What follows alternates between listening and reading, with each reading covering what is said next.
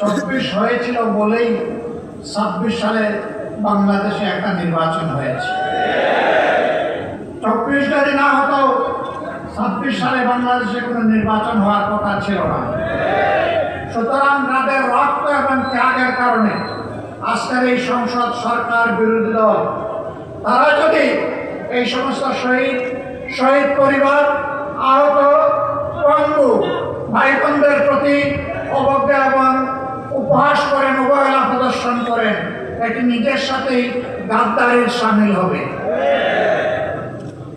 আমরা অনুরোধ করব এই সমস্ত লড়াকু যোদ্ধাদের অবদানকে কেউ যেন খাটো করে মেহরবানি করে না দেখেন। তারপরেও কেন আমরা এই রায় মেনে নিলাম? অনেকের আমাদের উপরে অভিমান, আপনারা এই রায় মেনে নিলেন কেন? আমরা তাদেরকে বলেছি 17.5 বছর দেশ ছিল স্বৈর শাসনের কবলে।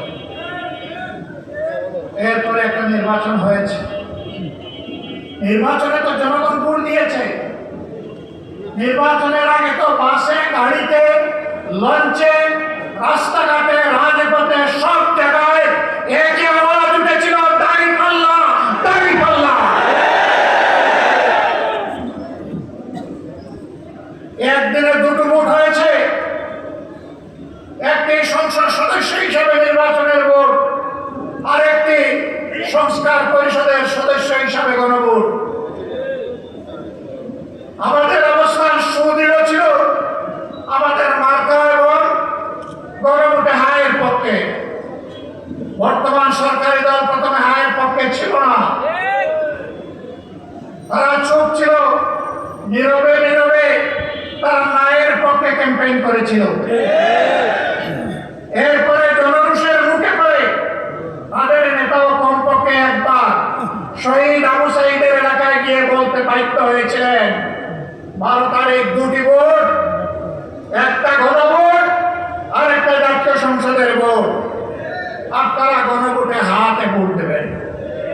আউয়াল ওয়াস্তে আখের একবারই তিনি বলেছেন। কিন্তু তিনি তো সেই দলটির নেতা। বর্তমানে সংসদে তিনি হচ্ছেন সংসদ নেতা, প্রধানমন্ত্রী, সরকারের প্রধান, বাংলাদেশের প্রধান নির্বাহী।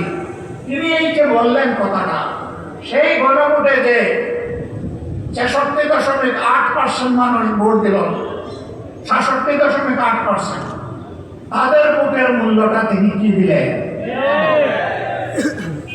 তিনি শপথ দিয়ে এই গণভোটকে অস্বীকার করলেন।